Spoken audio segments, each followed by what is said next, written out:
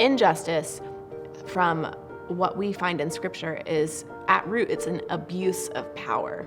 And this is something that I've learned in all of my years with IJM. From the very beginning, when Gary Haugen founded IJM, he saw injustice as not an abstract concept, or even certainly injustice is deeply systemic in our society, but you can always bring it back to individual people abusing each other. So there's always a perpetrator of abuse, and there is someone who's being victimized.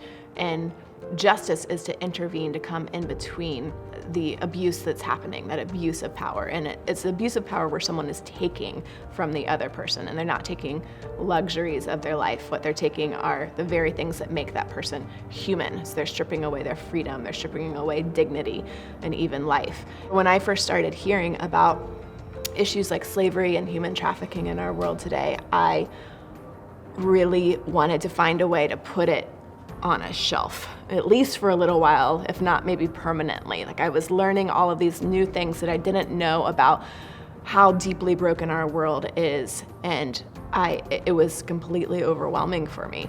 And so the question Kristen and I bring into this book is, how do we persevere in the work of justice when we start off with these good intentions? Everyone has great plans and ideas and wants to do well, wants to serve others, but when you get into the nitty-gritty of it, it's easy to become deflated. And so there has to be a much deeper grounding for why we're doing this in the first place than just our own good intentions or our fleeting interest in a new issue that we're hearing about.